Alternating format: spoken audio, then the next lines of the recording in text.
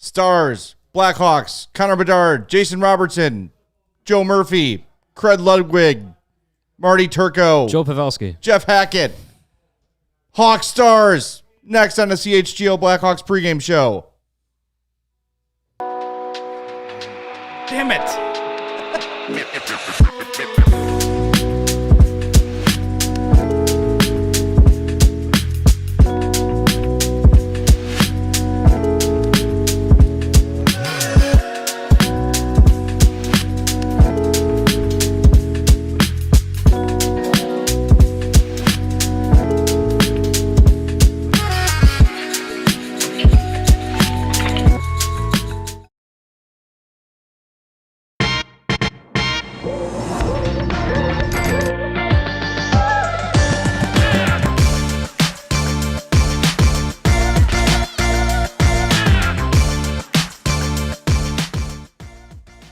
Welcome into the CHGO Blackhawks pregame show presented by Coors Light. I'm Jay Zawoski with Greg Boyson and Mario Tirabassi. Hello. Nate's here. He's upset. He's frustrated. He's going to set something on fire, but it's cool. We're on the air, and that's what matters.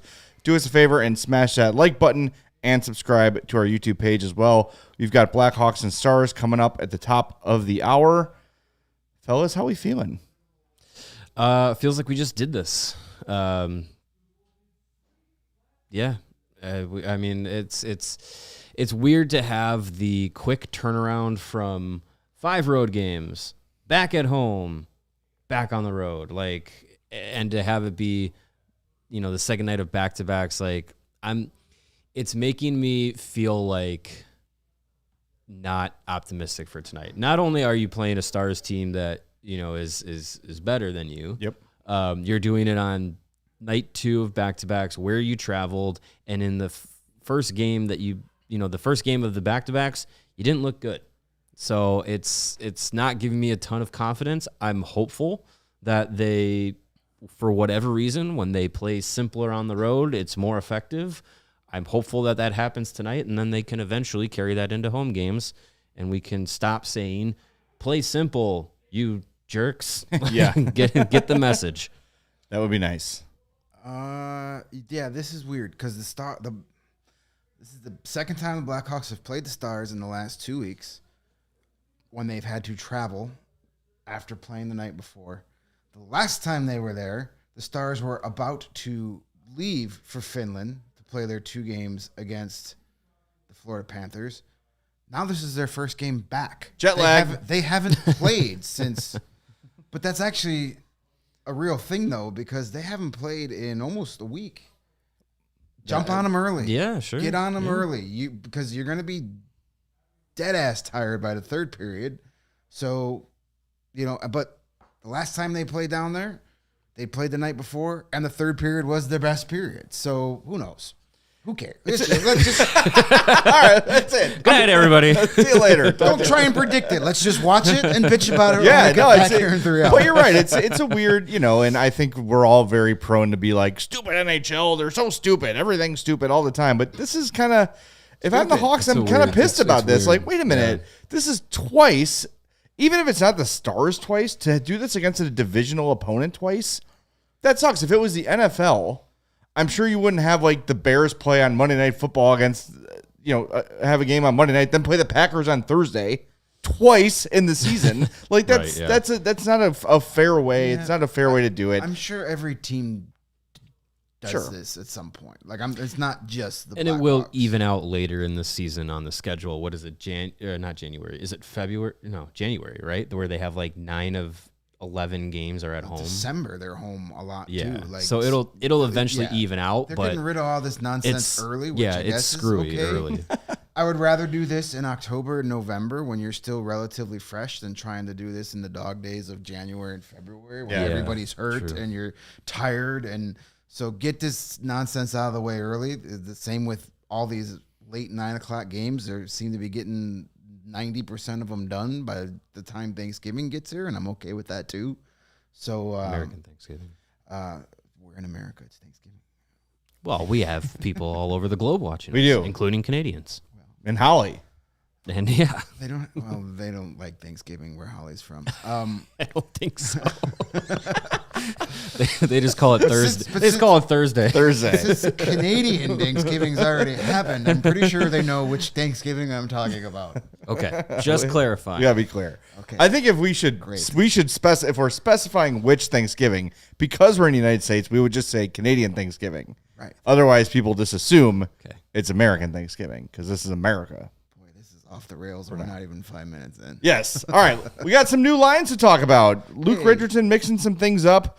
We'll pull those up right now. Your first line is Connor Bedard, Lukas Reichel, and Philip Kurashev. Second line, Foligno, Hall, and Bertuzzi, Dickinson, Mikheyev, and Teravainen, Donato, Maroon, and Smith. Your D pairs, Kaiser and Jones, Vlasic and Murphy, Allen and Phillips, and Arvid Söderblom getting the start and goal. If you missed it earlier today, I had a really I'm praising it because it was very little of me in it.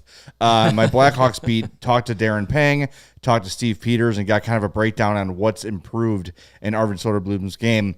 I think you'll like it. If you're a diehard, check it out, allchgo.com, or become a diehard and read it then. But it's my weekly, every Thursday morning Blackhawks Beat newsletter, all about Söderblom. So there's your lines. Reichel on top. We talked about it after the game last night when Reichel was put on a top line with Bedard and Kurashev to finish the game, and I didn't love it. We had sort of discussed, hey, let's just go back to what worked, put Foligno up there, put Kurashev back on the second line, and just let these guys do their thing. We haven't really seen a lot of success with Bedard and Reichel. Maybe this is what Luke wants to give an extended look to, and if that's the case, cool. I just don't want it to be like, all right, let's try this for a period. No results. Back to Donato on the top line. Right. Or Foligno. Like, let's find something and stick with it and see if it can work. Yeah, I agree. I think stylistically, Bedard and Reichel, especially if Reichel is going well, and I think relatively this season in the games he's played in, he's played well. When he's playing well and he's engaged and being effective, it's with him having the mentality of like, I want and need the puck to be, effective. And Bedard is the same way. Like, he's a guy that needs the puck to either be a facilitator or to be a shooter. So I don't know if when both of those guys need to get going, having them on the same line is the best route to go. Now, if Reichel is playing really well and playing confident and shakes off, like let's say Bedard and Reichel get a 2-on-1 in this game and Reichel's got the puck and he looks off Bedard, shoots and scores. Hell yeah, talk about blue chews. Like, that's awesome. Like, that's the blue chew moment of the game. That would be amazing. See, now we got to sell. Yeah. Like, that would be awesome. Blue chew most exciting moment. That would be awesome to see. But if he's, if he goes out there and he's deferring to Bedard and saying like, well, Connor's the better shooter, Connor's the better distributor, give him the puck. Like, I feel like that can like kind of cut Reichel out from beneath him of trying to get this momentum and confidence building and all that. I mean, if it works, wonderful. I think that would be good for the Blackhawks to have Reichel establish himself within the top six, and especially with Bedard, like that would be great. I'm still skeptical that it will, because the previous track record has been a small sample size, but it hasn't been productive. Yeah, it's hard to look at last year at all when we're kind of analyzing this combo, because Reichel was just such a nothing burger all season. So I'm trying to mentally ball that up and throw it away and just focus on this year. So we'll see. I mean, it wasn't awful last night. They got their opportunities. Whatever it is, let's just make it work. And look, if Lukas Reichel does become a full-time top six player, whether it's with Bedard or not, but he becomes a guy who you can count on for, what has he got, 5 points or 7 points in 9 games or whatever it might be. Yeah. If that's his pace, that is huge for this rebuild, because we talk about Connor Bedard accelerating the rebuild. Lukas Reichel being a legit dude also accelerates things, and it also, you could take more time with Nazar. You could take more time with Oliver Moore. If you want to call them up, they're not required to be in the top six right away. You can sort of do with Nazar or Moore maybe what you did with Reichel to get him going. It creates so many other options for this team if Lukas Reichel is viable and is worthy of that first-round pick. And the way he's played this year, sure, he hasn't scored a lot of goals, but the points are piling up. That's a good sign. And if you can keep this going for the rest of the year, I think they can check that box and say, okay, this is something maybe we weren't counting on that we think we can count on now. Yeah. Yeah, I mean, we talked all summer and in preseason, and then people got upset when Reichel was on the fourth line because Lukas Reichel is a top 6 guy. He's not a fourth liner by nature. Mm-hmm. And now he's earned top 6 minutes in a top line position. It wasn't handed to him. He's earned it. It's what we want. Like, you see, it's a lot of the same people that were upset that Lukas Reichel was playing on the fourth line because he needs to be in the top 6 is now upset that he's playing in the top 6. Which one is it? Make up your damn minds. Pick a lane. He's earned this spot. If it works, awesome. If it doesn't, okay, then you go back to what works. Like, they're still looking for some consistency out of your 4 lines here. And it's like, Nick Foligno's been good up there, but you don't maximize Nick Foligno on the first line. Ryan Donato's been good in spurts up there, but you don't maximize Ryan Donato on the top line. Lukas Reichel should be maximizing on the first or second line, not on the fourth line, even though that line has been very good. Mm-hmm. It's all about, I think you're finally able to start, hopefully, putting people where they belong and in their best positions to succeed. Now, while these guys might be good in these spots, short term, we got to look big picture. Big picture, Lukas Reichel needs to be in your top 6. Yeah. That's what you drafted him for. That's the type of player he is. And if he's there, then that means it's a success. If he's not, then it means, well, unfortunately, that pick didn't work out the way you wanted it to. Well, and I think to that point, like, you can get something positive out of these guys playing with those combinations. Like, if Foligno's playing on the top line with Bedard and maximizing Bedard's development this season, like because they've been effective together, like, I think that's worth it. That gets Bedard moving. With Reichel, if he's playing on the fourth line with Maroon and Smith, we've seen him start to kind of learn from those two guys around him and kind of have that mentality of what Smith and Maroon do is try and play battle and be a guy that plays hard on the forecheck and finishes checks and does the little things right, and kind of like builds up a little bit of a fourth line like mentality, and then adding that to the kind of skill he has. Like, if you can do that this season and build that up and then bring that player into a top 6 role. Breaking news. What? The lines are all goofed up. Here's our lines and all right, let's restart the show. Restart it. No, it's right. the conversation remains. Don't mean to cut you off. No, it's fine. But if it means nothing, stop me. Top line in line rushes: Taylor Hall, Connor Bedard, Lukas Reichel. Okay. Second line: Teuvo Teravainen, Philip Kurashev, Tyler Bertuzzi. Okay. Third line: Nick Foligno, Jason Dickinson, Joey Anderson. Whoa. Oh, okay. Ilya Mikheyev, Ryan Donato, Craig Smith. Fourth line: Pat Maroon, not in the lineup tonight. And TJ Brody back in. Brody back in for Isaac Phillips. So there you go. And all right. Arvid Söderblom. So the Reichel conversation stands. Right. He's still with Bedard. He's with Taylor Hall. Now that's going to be interesting because that's 3 guys that just want the puck. Well, all right, let's put a pin in this. We are close to the break zone, and I think that qualifies as breaking news. So all breaking news on CHGO is brought to you by Indeed. Listeners of this show will get a $75 sponsored job credit to get your jobs more visibility at Indeed.com/AllCity. That's Indeed.com/AllCity. Terms and conditions apply. Need to hire? You need Indeed, and we do have to pick our Coors Light the Lamp prediction today. We're going to go with Connor Bedard, who has goals in back-to-back games against the Stars and points in his last 3 straight games against the club. That's 2 goals and 1 assist. So there you go. There is our pick for Coors Light the Lamp. We should have amended that for Joey Anderson. No, I'm good. And we're going to tell you about our friends at Coors Light right now.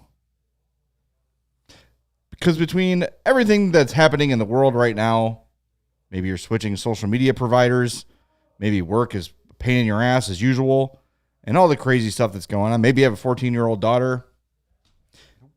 It's never been a better time to find a time to choose chill. And when you do, reach for a nice cold Coors Light. It is mountain cold refreshment, crisp and refreshing as the Colorado Rockies. You know when those mountains turn blue, this one's not cold. It's not blue. No. Yeah, it's a warm one. I almost cracked that last night, though, when we had some of the conversation we had in the chat.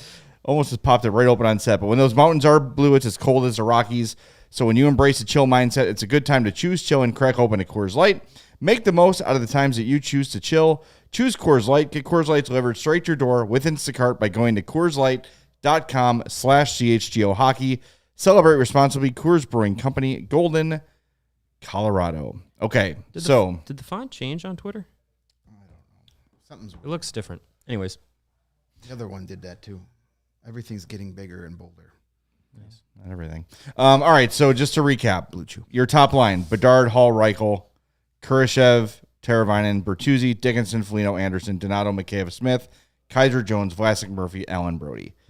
The Reichel stuff stands, as we've talked about our friend with Petey about Taylor Hall. It's a guy who wants the puck. Mm-hmm. It's a guy who likes to carry it, a guy who likes to control it. But one thing I have liked from Taylor Hall this year has been his ability to kind of be willing to fight through checks, to go into corners, to win battles. Mm-hmm. And frankly, while we saw a lot of that from Philip Kurashev last year, haven't seen it a ton this year. So this kind of works a little better for me than Bedard, Reichel, Kurashev. I'm interested to see it. Mm-hmm. I'm excited to see how this line's going to look. I just think it does fit a little bit better than what we had been talking about before. Taylor Hall was brought in here to be Connor Bedard's winger Truly, last year. Yes, right. Yes, he was. It didn't last very long. So, hey, remember what we were going to do last year? Let's try it this year. Sure. I mean, you know, you're a team that's struggling to score goals at 5-on-5. Give it a shot. I mean, these lines to me, they make sense.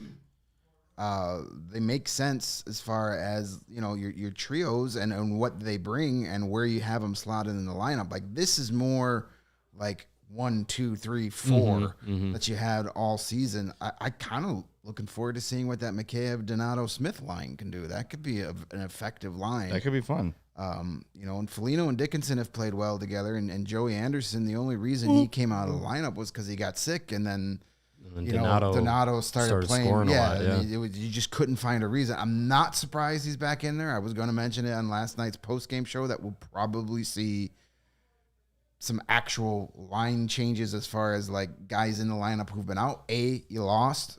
You don't typically take guys out of the lineup when you've won, especially 2 in a row. Right. So you lost last night. Joey Anderson hasn't played in, I don't know, since the 1987.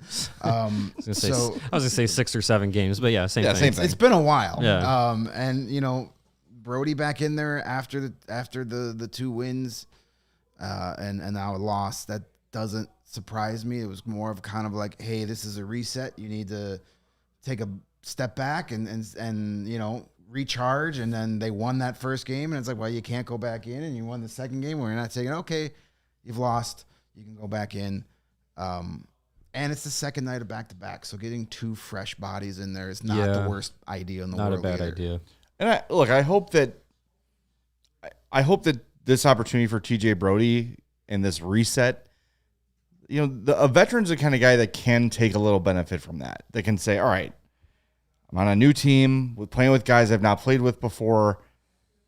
Maybe just sitting out a couple games will help me kind of slow things down, settle things down, have a couple nice practices, have a couple nice morning skates, and then feel good about yourself. TJ Brody has been a quality defenseman in this league before. He struggled in Toronto last year.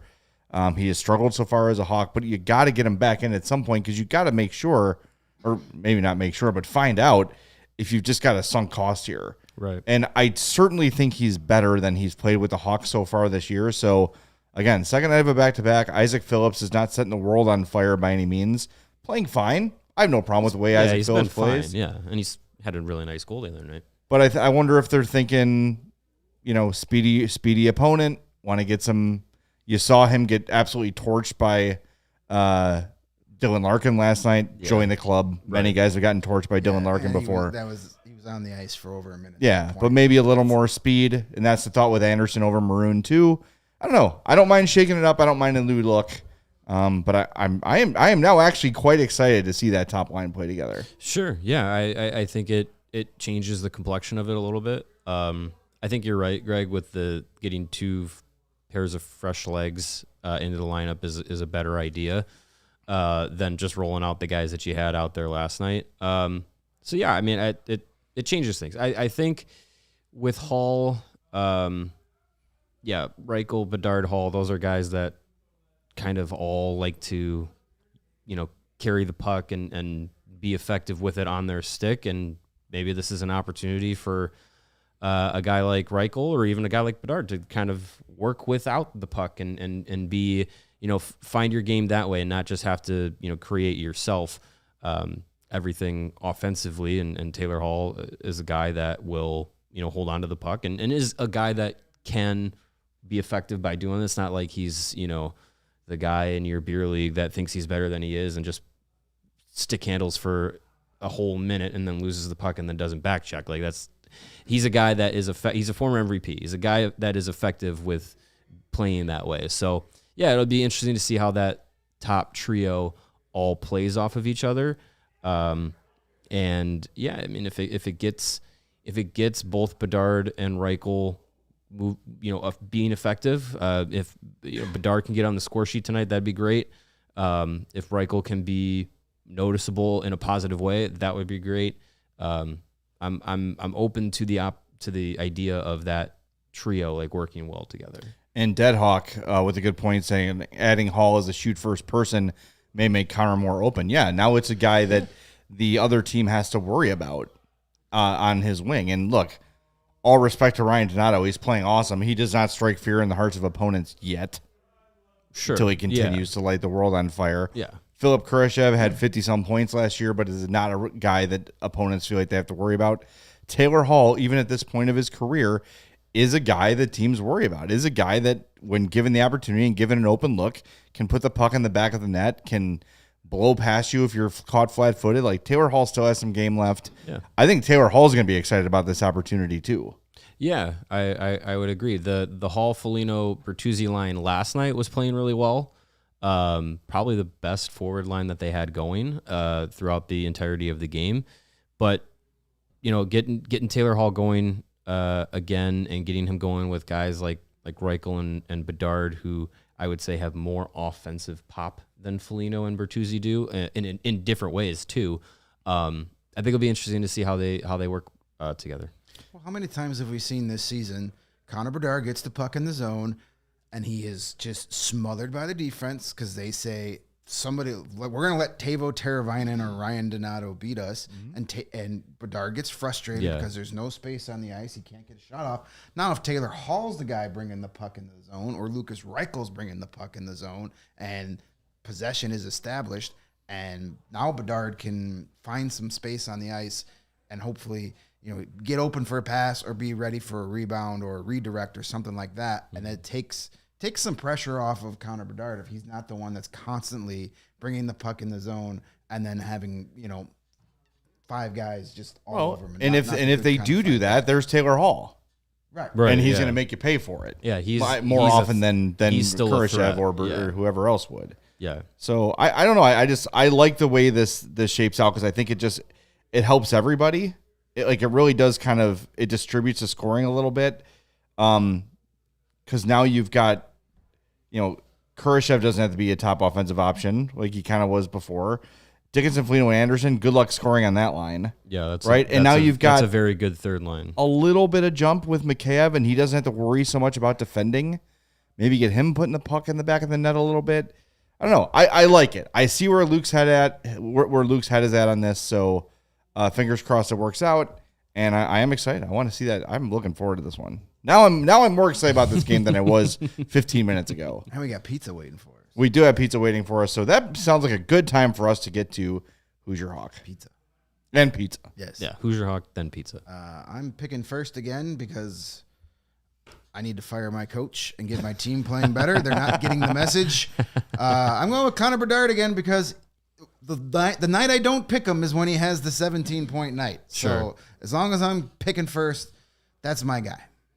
That's not a bad strategy. I am trying to.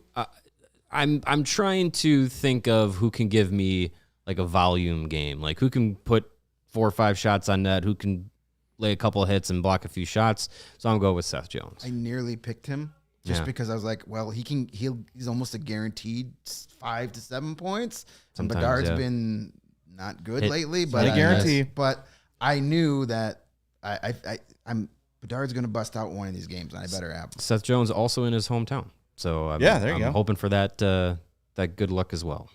And his mom's in a good mood lately. Ryan Donato is my pick because I've picked him game after game after game, and I'm in first place. I am somewhat tempted here at the last minute to change it to Taylor Hall, but screw it. I'm riding with Donato until I'm not in the lead anymore. graphics been made. Yeah. And the spreadsheet's been filled. This is your 4th straight game with Ryan Donato. Fine. Who's in first place? By a half point. It doesn't matter. Well, First is first. The last 3 games was first line Ryan Donato. Tonight is 4th line. Doesn't Ryan matter. Now he's pissed. Now he's got to burn his saddle. He's got to show Luke, you took me off my earned line. Being in Texas is a good place to have a burr in your saddle. That's right. There's more saddles More likely. and more burrs. burr removal kits, probably. They got a guy for that, don't They they? do have a guy for that. All right. We're going to be back post game. Don't forget. In the meantime, do us a favor. If you've not already done it, please smash that like button. If you're looking for some intermission reading, we've got a fresh rebuild report. We've got a fresh Blackhawks beat. Greg did his game day preview to get you ready for this one. Lots of stuff out there. Head to allchgo.com to check out all that stuff. And why not become a diehard today? You get a free shirt or $35 off a hoodie. Like I got the hoodie on right now. It's hoodie season. Or you get a free hat. You get a free hat every year upon renewal when you're on the standard deal. Yep. Access to all of our great written content, 20% off all of our merch, all of our events, all of our tailgates, all of our takeovers. Man, we're getting close to that takeover. Sunday. It's going to be a good time on Sunday. So allchgo.com, navigate over to that Die Hard tab, click it, hit that join button, and come join the party. And maybe you'll see us in a Discord one of these days. Could be fun. Yes. All right, we'll talk to you after Hawks and Stars right here on the CHGO Blackhawks podcast. We all silly like the mayor.